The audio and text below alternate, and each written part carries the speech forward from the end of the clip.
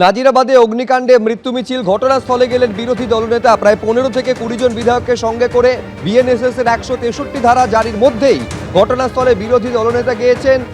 এই মুহূর্তে সরাসরি দুই প্রতিনিধি আমাদের সঙ্গে রয়েছেন, ঐশী মুখোপাধ্যায় এবং শিবাশিস মৌলিক। আমি সরাসরি একবার শিবাশিসের সঙ্গে কথা বলবো। এই গোটা ঘটনার পেছনে দায়ী করেছেন রাজ্যের শাসক দলকে, প্রশাসনকে বিরোধী দলনেতা, এবং একই সঙ্গে মুখ্যমন্ত্রী রাজধর্ম পালন করেননি বলে অভিযোগ করেছেন তিনি। এই মুহূর্তে ছবিটা কি শিবাশিস? একদমই তাই। দেখো, যেখানে শুভেন্দু অধিকারী একটু আগে তিনি দাঁড়িয়েছিলেন একাধিক বিধায়ককে নিয়ে, তারপর প্রবীর ডেকে বলবো পথটা, এখানে গার্ডরেল দেখা যাচ্ছে, সেই গার্ডরেলের সামনে একা আসেন শুভেন্দু অধিকারী এবং এই যে ছোট গাড়িটি দেখা যাচ্ছে সেই ছোট গাড়িতে উঠে তিনি কার্যত উঁকি মেরে ঘটনাস্থল এবং কিভাবে কাজ চলছে তা খতিয়ে দেখার চেষ্টা করেন।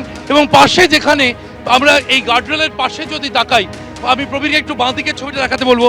এই যে ঘটনাস্থলে বিভিন্ন সরঞ্জাম যেখানে রাখা হয়েছে, সেই এলাকাটাও শুভেন্দু অধিকারী তিনি ঘুরে দেখলেন এবং তারপর ঠিক এই যে গাড়িটি, অর্থাৎ আমার পাশে যে গাড়িটি দাঁড় করানো রয়েছে, এই গাড়িটিতে কার্যত বেশ কিছুটা উঠে গিয়ে শুভেন্দু অধিকারী কিছুটা উঁকি মেরে তিনি ঘটনাস্থলটি দেখেন। প্রবীরকে একবার দেখাতে বলবো, গার্ডরেল পার না হয়ে, গার্ডরেল দিয়ে পুলিশি বাধা রয়েছে, সেখানে নোটিশ রয়েছে, আমরা দেখতে পাচ্ছি একেবারে অর্ডার শিট এখানে কিন্তু ঝোলানো রয়েছে এবং এই গার্ডরেল কোনোভাবে স্পর্শ না করে রাজ্যের বিরোধী দলনেতা তিনি কিন্তু দ্বিস্তরীয়, আমরা দেখতে পাচ্ছি এখানে বাধা রয়েছে, মাঝে পুলিশ কর্মীরা রয়েছেন, আধিকারিকরা রয়েছেন এবং তার পিছনে কিন্তু ঘটনাস্থলে কাজ এখনো চলছে। সেখানে কার্যত কিভাবে কাজ চলছে তা দেখে তিনি বলে গিয়েছেন প্যাথেটিক। রাজ্যের বিরোধী দলনেতা তিনি জানিয়েছেন প্যাথেটিক বলে তিনি এভাবেই উঁকি দিয়ে কার্যত দেখলেন ঘটনাস্থলের বর্তমান পরিস্থিতি কি। শুভরজিৎ। বেশ শিবাশিস, তুমি আমাদের সঙ্গে থাকো। যেখানে বিএনএসএস এর 163 ধারা জারি করা হয়েছে ঠিক, এবং যেখানে গার্ডরেল দেওয়া হয়েছে, তার আগেই শুভেন্দু অধিকারী দাঁড়িয়ে সেখানে একটি গাড়িতে উঠে দেখার চেষ্টা করেন ভেতরে ঠিক কতটা ক্ষয়ক্ষতি হয়েছে। কিন্তু এই ধরনের ঘটনা শুধু এই রাজ্য নয়, এই দেশে সাম্প্রতিককালে ঘটেনি বলে অভিযোগ করেছেন তিনি এবং এর জন্য পুরোপুরি কাঠগড়ায় তুলেছেন রাজ্যের শাসক দলকে, রাজ্য প্রশাসনকে এবং পুলিশকে। কি বলেছেন একবার দেখুন। আগুন লেগেছে মধ্যরাত্রে, দমকল এসেছে 6 ঘন্টা পরে। কলকাতার উপকণ্ঠ বা কলকাতাই বলা যেতে পারে এই এলাকায়, এখানে যদি এই অবস্থা হয় তাহলে বাসন্তী গোসা বা কুলতলি ক্যানিং, সাগর পাথর প্রতিমা বা গড়বেতা কেশপুর পিংলা বা বাঁকুড়া পুরুলিয়ার প্রত্যন্ত এলাকার মানুষজনের কি অবস্থা, দুরাবস্থা আপনারা দেখতে পাচ্ছেন। আপনারা দেখুন, একেবারে তরুণ সব ছেলে, 25, 26, 27 বছরের ছেলে, এদের ছবি দেখলে চোখে জল আসবে।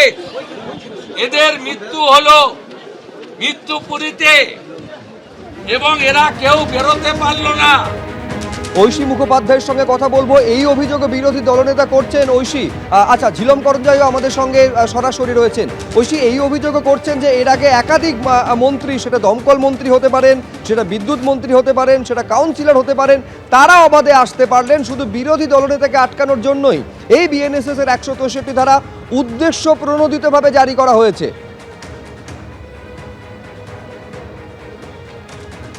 একেবারে দেখো, তিনি যেমনটা জানাচ্ছিলেন যে এর আগে দেখা গিয়েছে দমকল মন্ত্রী, পুরমন্ত্রী তারা কিন্তু ঘটনাস্থলে এসেছেন, অকুস্থলে তারা এসেছিলেন ঘটনা ঘটার দিন কিংবা তার পরের দিনই। তা সত্ত্বেও কোনো রকম সমস্যার সৃষ্টি করেনি, পুলিশ প্রশাসন তাদেরকে বাধা দেননি। কিন্তু আজকে যখন দেখা গেল যে বিরোধী দলনেতা, যিনি মন্ত্রী সমমর্যাদা সম্পন্ন, তিনি যখন এখানে আসতে চাইলেন, তখনই দেখা গেল আজকে 163 ধারা জারি করা হলো। এমনটা তার অভিযোগ যে তাকে রুখতেই কিন্তু প্রশাসন এরকম একটি ব্যবস্থা নিয়েছে এবং তারই সঙ্গে এই বিষয়েও তিনি আঙুল তুলে দিলেন যে ওয়েটল্যান্ডের ওপরে এতদিন ধরে এই সমস্ত জিনিস চলছে, পুলিশ প্রশাসনের নজর সেদিকে ছিল না, ভিতরে ইনফ্রাস্ট্রাকচার নেই, অগ্নি নির্বাপন ব্যবস্থা নেই, সেদিকে পুলিশ প্রশাসনের নজর ছিল না, শ্রম কোড না মেনে যেভাবে শ্রমিকরা এখানে কাজ করছিলেন সেই বিষয়ের দিকেও প্রশাসনের নজর ছিল না। শুধুমাত্র তাকে রোখার জন্য এবং বিরোধীরা যাতে এখানে এসে প্রশ্ন তুলতে না পারেন বা এই ঘটনাস্থল পরিদর্শন না করতে পারেন তার জন্যই বাধা সৃষ্টি করা হয়েছে। তিনি বলেছেন যে আমরা মিছিলের অনুমতি নিয়েছিলাম, তৎসত্ত্বেও দেখা যায় পরবর্তীতে পুলিশ সেই অনুমতি নাকচ করে দেয়, বাতিল করা হয় সেই অনুমতি এবং তারপরে তারা আজকে হাইকোর্টের দ্বারস্থ হন। হাইকোর্টের অনুমতি মিলেছে আগামীকাল আগামীকাল তারা মিছিল করবেন এমনটাও জানিয়ে যান এবং তারই সঙ্গে যে প্রশ্নগুলো তিনি তুলে দিয়ে গিয়েছেন যে যারা এই সম্পূর্ণ ঘটনার জন্য দায়ী, যাদের কোম্পানিতে কাজ করাকালীন এরকম একটি ঘটনা ঘটলেও পরিকাঠামো যাদের ছিল না, তারা শুধুমাত্র টাকার অঙ্ক বা আর্থিক সহায়তা দিয়েই পার পেয়ে যেতে একেবারে পারেন না। 10 লক্ষ টাকা যথেষ্ট নয়, 50 লক্ষ টাকা অন্তত আর্থিক সাহায্য দিতে হবে, এই দাবি পর্যন্ত তুলেছেন বিরোধী দলনেতা। ঐশী, তুমি আমাদের সঙ্গে থাকো। আমি এইখানে দর্শকদের একবার দেখাতে চাইবো যে অন্তত 27 জন এখনো পর্যন্ত নিখোঁজ রয়েছেন। তাদের খোঁজে সর্বতোভাবে উদ্যোগ নিতে হবে রাজ্য সরকার এবং প্রশাসনকে, এবং সেক্ষেত্রে কোনো গাফিলতি হলে আদালতে যাওয়ার হুঁশিয়ারি পর্যন্ত দিয়েছেন। দেখাবো কি বলেছেন। সব মিছিল ডায়েরি আমরা করিয়েছি সহযোগিতা করে। আমরা করেছি আমাদের এমএলএ অশোক দিন্দা এবং জেলার যে বিজেপির টিম, তারা গত 72 ঘন্টা দিনরাত করে এদের পাশে দাঁড়িয়েছে এবং এখনো পর্যন্ত অফিসিয়ালি 23 জনের মৃত্যুর খবর নিশ্চয়তা করা হয়েছে। আরো 27 জন মিসিং আছে এবং এতক্ষণ পরে আমরা ধরে নিতে পারি যে তাদের পরিণতি কি হয়েছে।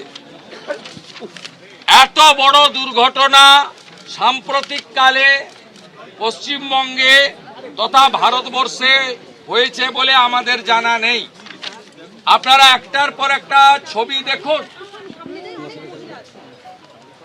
একটার পর একটা উত্তর 24 পরগনা এবং অবিভক্ত মেদিনীপুরের ছেলেরা, পূর্ব এবং পশ্চিম মেদিনীপুরের ছেলেরা, তমলুক, নন্দকুমার, পিংলা, পাঁশকুড়া, ময়না, এই এলাকার পেটের টানে কাজ করতে আসা।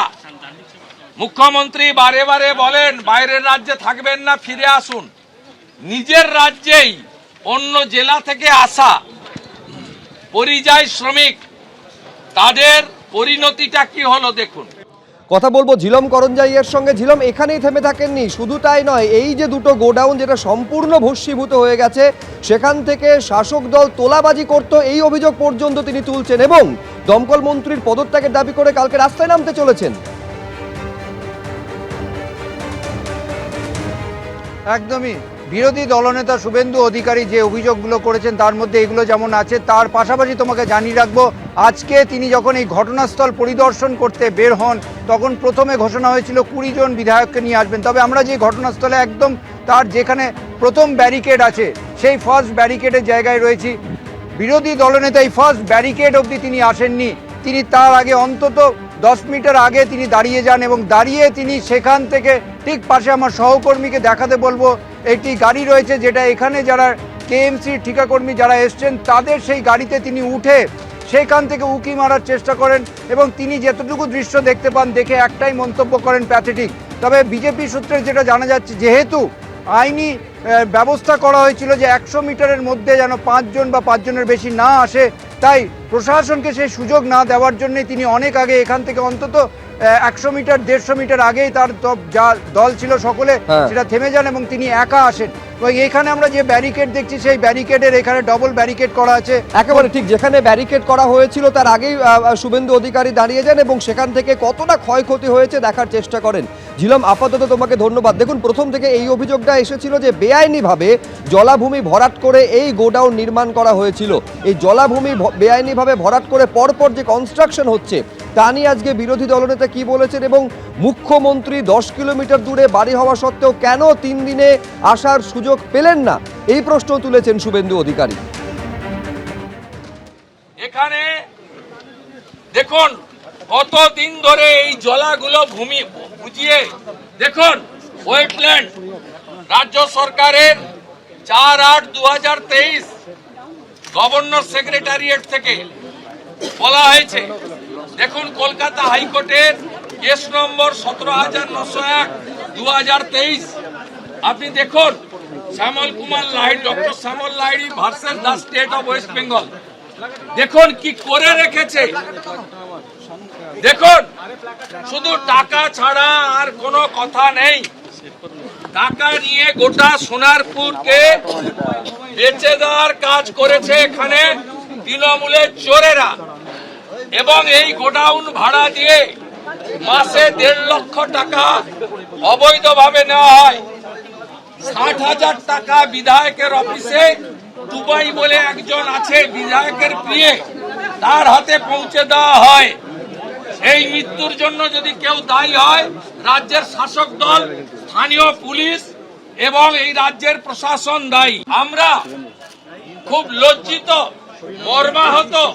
তিনি যে দলেরই হন, রাজ্যের মুখ্যমন্ত্রী তার বাড়ি থেকে 10 কিলোমিটার দূরে এই ঘটনার 3 দিন পরেও মাননীয় মুখ্যমন্ত্রী এখানে আসার সুযোগ পেলেন না, সুযোগ নিলেন না, এবং তার মমত্ববোধ, মানবিকতা, প্রশাসনিক দায়বদ্ধতা, সাংবিধানিক দায়বদ্ধতা, তার রাজধর্ম তিনি এখানে পালন করলেন না।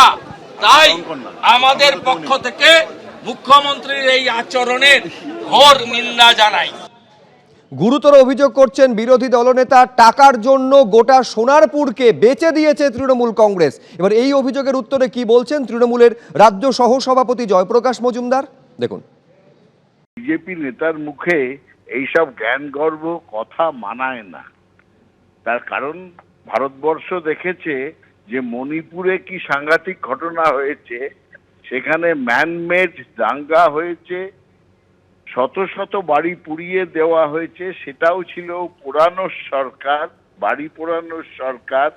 হত্যালীলা চলেছে, 1000 লোকের ওপর বেশি মারা গেছে এবং মহিলাদের নগ্ন করে রাস্তায় হাঁটানো হয়েছে, তারপরে ধর্ষণ করে খুন করা হয়েছে। সেটা ছিল বিজেপির সরকার এবং সেখানে 1.5-2 বছরের মধ্যে প্রধানমন্ত্রী যাওয়া প্রয়োজন মনে করেনি। আর আজকে একটা দুর্ঘটনাকে কেন্দ্র করে জ্ঞান দিচ্ছে সেই বিজেপির নেতারা।